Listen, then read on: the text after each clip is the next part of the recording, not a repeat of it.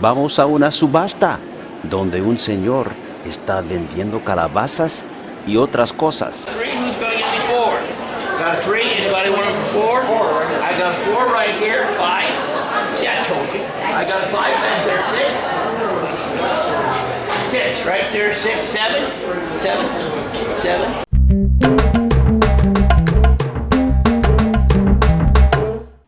Bienvenidos todos a la lección 302, The Gourd Society, Sociedad de Calabazas. Primera parte. When you finish watching this series, you will have a high respect for the amazing people who are the Indiana Gourd Society. There may be a Gourd Society in your state. Check out a few gourd creations. Un duende, just any old elf. Jonah holding una ballena. I'll teach you to swallow me, you little minnow. Dos indios, or indígenas. Un señor llevando una calabaza, un sombrero verde.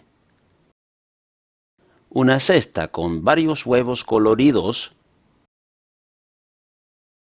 Remember the Chinese words for flower and bottle? Hua, flower. Ping, bottle. And huaping, flower bottle, or vase. Pues mira estas creaciones de calabazas. Not sure which animals are on there, venados o wapitis. Y aquí están dos calabazas that someone carefully trained to grow together looped. Y otra calabaza grown in a mold that shaped it. Seven. I got a six right here. Seven. Quick. Hey, Marcelo, what's your number? El señor quiere vender unos hongos, 3 hongos rojos, made of calabazas. Yard decorations is what they are. Number 11, 7. We want the others at the same price. Okay, so there will be 3 of them at 21. 3 hongos por $21.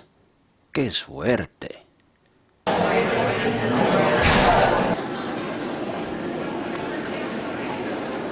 Es un indio, un indígena. No, actually he's a reenactor. Y es un artista.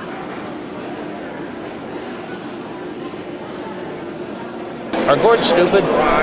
Gourds are amazing. Gourds are wonderful. Gourds are beautiful. Well, prove it to us. Let's see what your daddy did.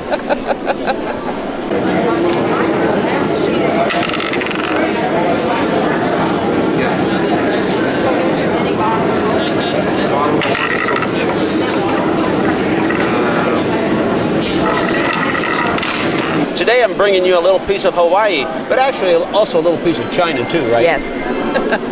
Tell us about that.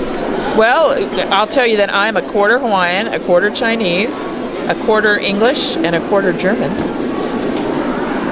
Did your father grow up in Hawaii? He sure did. During the Depression, on the big island of Hawaii, in a community called Pahoa, which was actually a plantation town.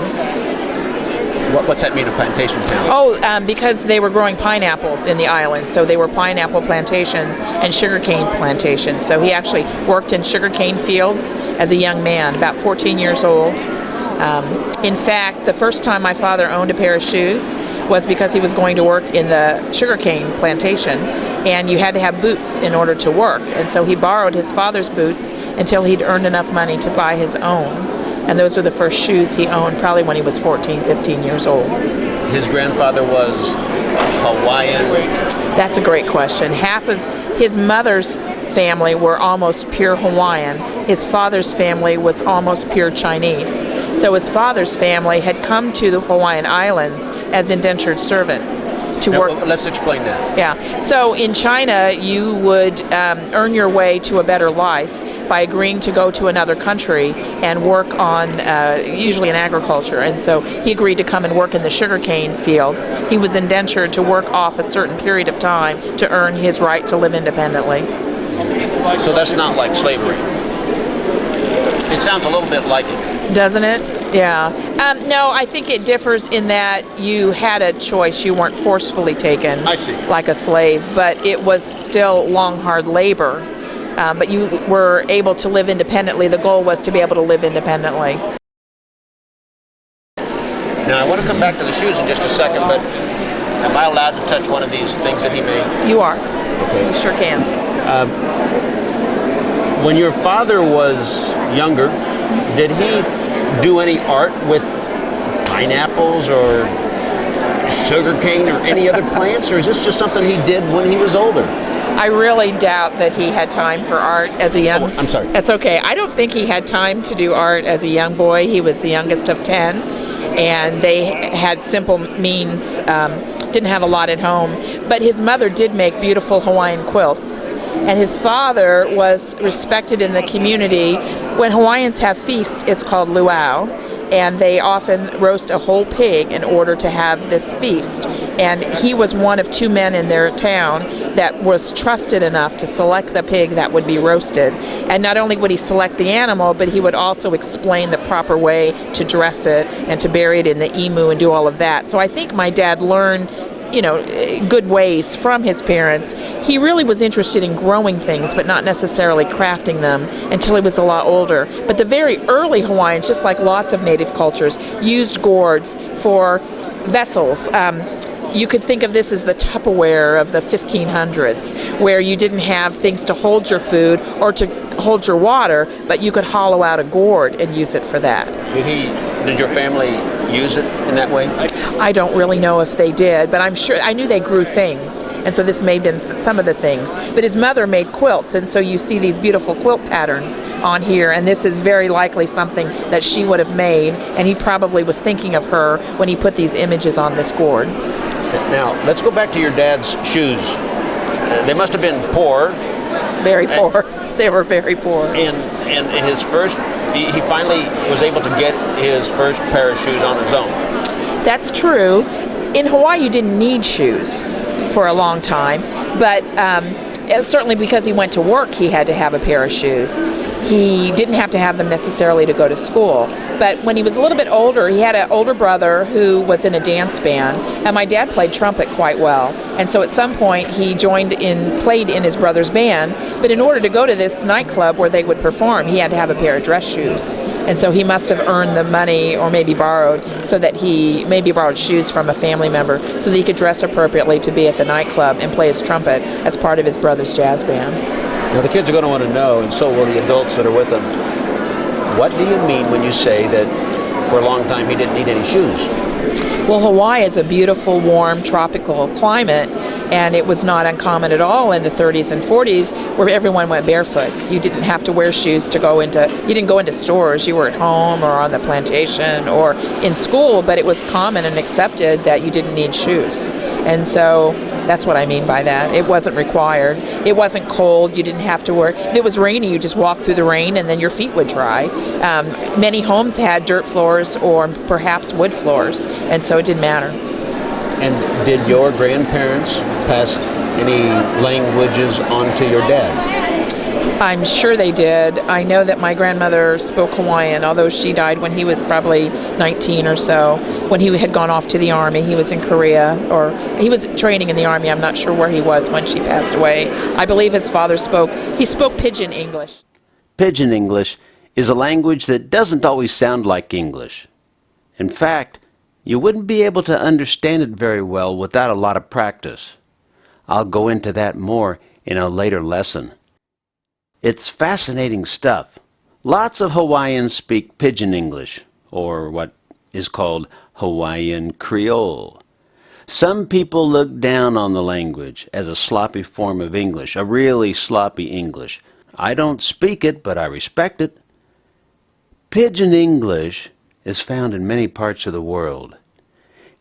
And it's a soup of sounds and words, a soup cooked up by people of different languages and countries who end up being around each other, and they need to be able to communicate with each other, so they often cook up a language soup that gets the job done, and it has the sounds of the different languages of the people who cook it up.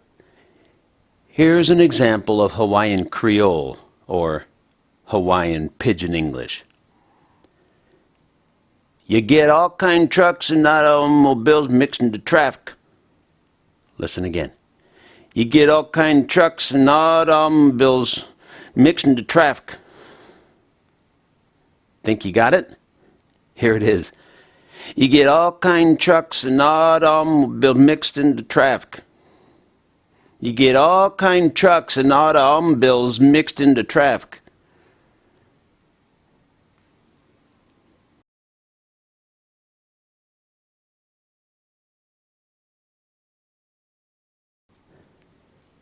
And someone else in the same place would say it a little bit different. But they would understand each other perfectly. This is pigeon, not pigeon the bird, P-I-G-E-O-N.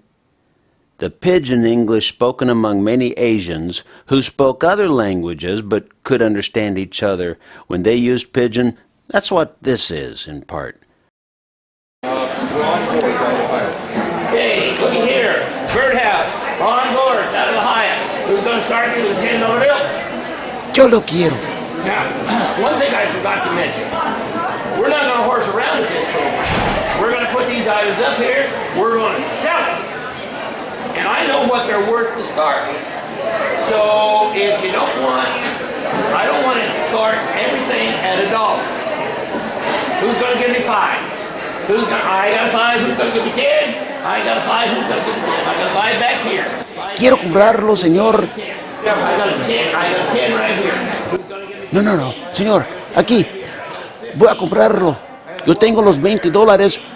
13, 14, 14, 15. I got a 14 back here. Anybody else? 15. Yo tengo los $20. 15. I got a 14 back there. I'm going to sell it. 20 right here. 21. 21. I got a 20 here. 21. I'm going to sell it. 20, 20, 21, 21. Have I missed anybody? Yo voy a comprarlo. Sold for 20.